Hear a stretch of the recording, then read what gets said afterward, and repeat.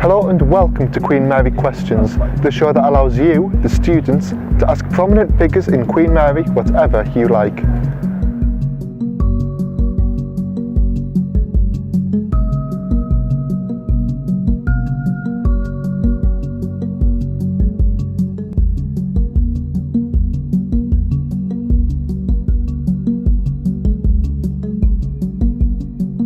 Hi, I'm Rachel Peters and today I'm joined with Mary Ojo, Vice President for Education at QMSU.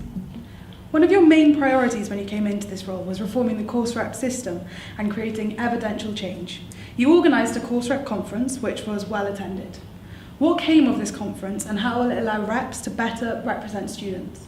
So the course rep conference was fantastic, it was amazing, and one thing that really came out of the conference was the unity within the course reps, being able to see that, being able to have them come together in one place and discuss key issues that happen across their departments. And one of the things that came of that was the ability for us to then narrow down exactly what they wanted to do across the departments, and then myself being able to kind of lead on that. So it was a fantastic way to bring them together and to already increase engagement at the beginning of the year. That's one of the things that I really wanted to get a hold on at the very beginning with regards to course reps, because it's easy for course reps to start, get trained, and then become disengaged. So the course rep was a fantastic way to engage students, to speak about the key issues, as well as create action plans on how to move forward on those issues.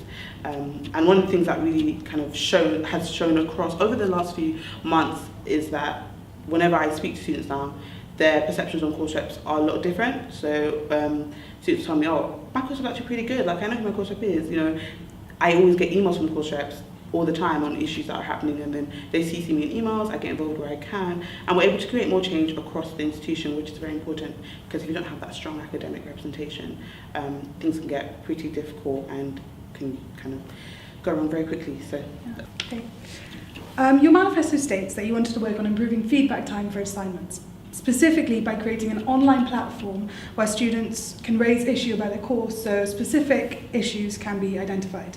What work have you done on this? I thought, actually, what's the best way to do this? So instead, I put into my student staff liaison committee review. So essentially what the review is, I put it to the Education and Quality Standards Board late last year. And what it is essentially is looking at student staff liaison committee meetings, how effective they are, where the minutes go, where the complaints go, and how the issues and complaints, how would they actually track? Because those complaints have really come from students who are fed this, who feed this into the meetings through their course reps.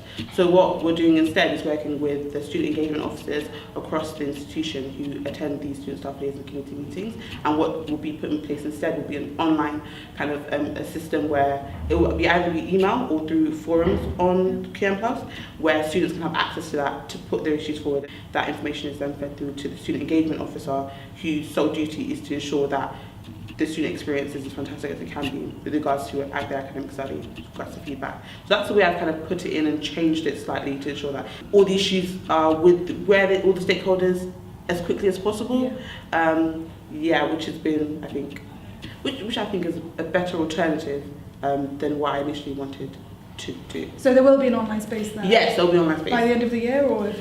So it's actually already started with science and engineering, and they've got a system called Student Voice, and it's an email system, and that's been really, really successful so far. But one of the things that we want to do more is kind of promote that more and ensure students are actually using it as much as possible. But that's been very successful, and I'm really excited to see it kind of go across the institution. Because one thing you realise at Queen Mary is everything is so decentralised. So there isn't really one single administrative hub that works for every single school. It's something I find very bizarre. I knew this as a course rep, but now even more trying to work to create change, I find that there are a lot more barriers, but nothing's impossible. But yeah, it's been good so far. Right.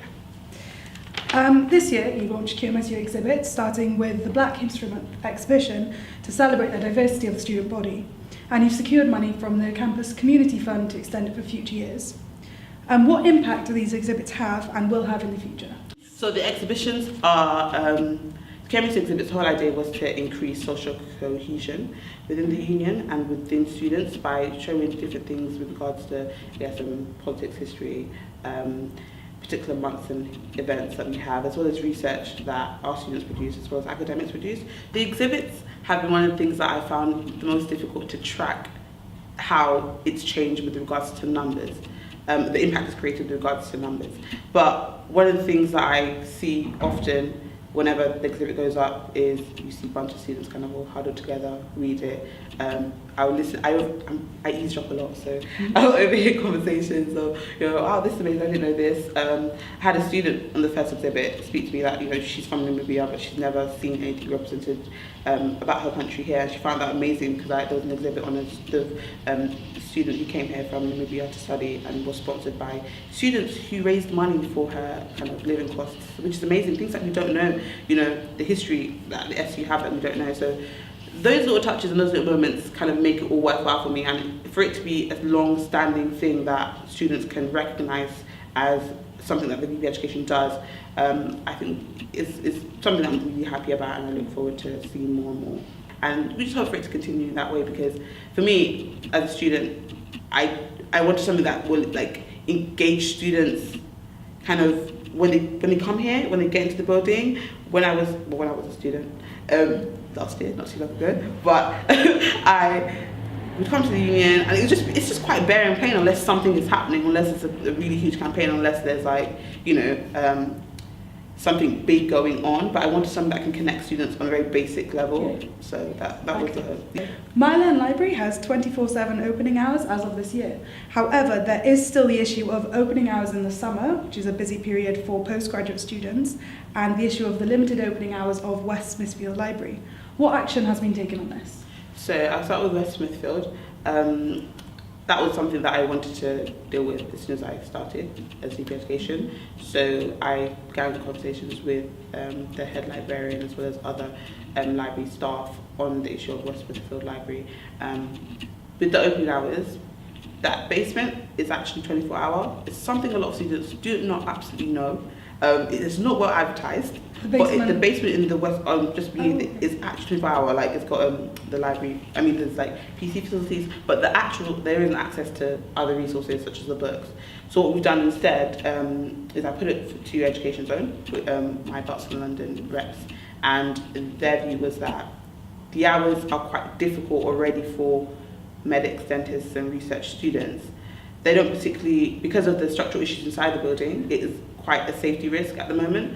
So until we can get a way to change that, they wanted to shift the hours right now, as opposed to leave it to the 12 to 5 or whatever it is right now, which is not very reasonable for students. So they actually want to shift the hours and the times for the time being until the structural issues inside the West Smithfield Library are actually fixed. So that's the compromise we've come to at the moment, whilst I'm in negotiations with the library as to how we can actually get West Smithfield properly open for business and open to students to use. With the 24-hour library and with Mile Library, it's been great, students like it, and for postgraduate students in the summer, that's something that I initially was like, yeah, that needs to be done, we've got to sort that out. But one thing that I've come to realise as a result of seeing the data from the 24-hour library usage, which I was given just last week, that library use hasn't actually changed with regards to students. So it's open for 24-hour, but you would assume that the library usage time would kind of spread out, but it hasn't. It's still pretty much what it was last year. My thing is, it should still be open for 24 hours because we need access, we need students to be able to use it as much as they can when they want to. And I think that's right now. I think as soon as exams come around, it's going to be used for hours on end, and students will need the space. So I'm continuing to ensure that that's not changed or reversed despite the data.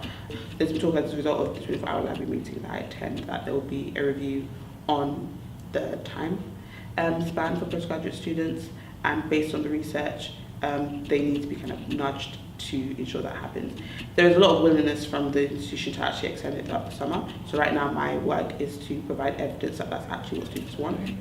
It's something that I really want to happen, and that I believe that the university want to happen too. So it's just a matter of getting that evidence in there and then pushing the conversation. And your action plan refers to a library extension which is expected to take place in the next 5 years. Can you explain for the viewers who might not know exactly what this is, and how has the library responded to you lobbying to reducing the time span to 3 years? So I had a meeting with head librarian, and she showed me the strategic plan for the library, and the hope is within 5 years the library will be expanded. I think 5 years is too long away. Honestly, I think 3 years is too long away. I'm just trying to be realistic with regards to where the institution is right now with regards to finances. So the idea is to add a few floors up to the library and to increase the amount of space. I went into the library in late October and like students were spilling at the seams, and I was like, wow. I mean, when I started university, it was like busy, but not that busy. So clearly the intake and the cohorts are really increasing every single year. So the university needs to have some sort of backup plan that would take less than 5 years, because I can imagine if by the time next year gets around, we're going to have more students at Queen Mary, and that's going to, increase year on year. So the hope is, or what I've been doing so far is, based on the numbers that we have and the increase in student population, they should think about narrowing this time span down. Students come here first and foremost to get an education, to learn, and the resources should be available for them, and it should be a conducive working and learning environment. So that's my sentiment at the moment, and it's exactly what I'm trying to put forward in this paper to hopefully reduce this expansion. And the next VP education, I'm saying the next VP education, I'm really pushing this on because it's such a continual thing. A year is so short. It's so difficult to get everything you want to do in a year. So I'm hoping that 3 years is a push, and whoever's after me can push that to 2 years. Is it guaranteed though that the library expansion will happen? It's guaranteed it will happen Okay. in 5 years, but the 3-year mark is what I'm trying to work towards. Okay. And what upcoming campaigns and events are you looking forward to launching or announcing? So I've started work on a postgraduate student campaign with Mansi and with Shinting, who are our postgraduate reps. Shinting's over at BL and Mansi's here at Mile End. And the whole idea is to focus on our postgraduate students to ensure they're more engaged in the union, and to provide support for their academic needs as well as social, etc. Because from our Red Brick research, which is a study that the union carried out, we found that postgraduate students are the least engaged, one of the least groups are engaged with the union. So that's very problematic. So the hope is that we will be able to begin to nourish that relationship with our postgraduate students and to allow them to know that the union is open and accessible for them, and they should kind of engage with us more. So it will be mainly a digital campaign. We'll be having a specific space on the website for postgraduate students that will be managed by whoever the elected postgraduate talk and research reps will be every single year. And we'll have like a social, we'll also have a roundtable discussion with postgraduate students and with some academics from the university. Year on year, elections come around and postgraduate students continually say the same thing. What's the union? I don't know, I don't have time, I don't want to be there. So I'm excited to finally put some action to a lot of the complaints that our postgraduate students have. And they're aimed at postgraduates in QM and? Yeah. Oh, okay, good. Okay, and finally, what has been the highlight of the year for you in this position? It's been a good year. Yeah. It's been stressful, very stressful. So honestly, it's not what I expected, but in the best possible way. And I think that my highlights have always been just that one-to-one interactions with students, with course reps, being able to create little changes in their departments that matter, being able to, put some influence in changing a deadline or getting an extension for a module, or being able to kind of speak to a student and give them the knowledge of the resources that they can do to enable them to do a lot better with their essays or with their labs and things like that. It's just those day-to-day things for me have been the most have been my highlight, because that's where I think student representation is the most important, is that one-on-one engagement with individual students, letting them know that we're here for them, we're available, and we are able to create the change that they want to see. So that's been my highlight.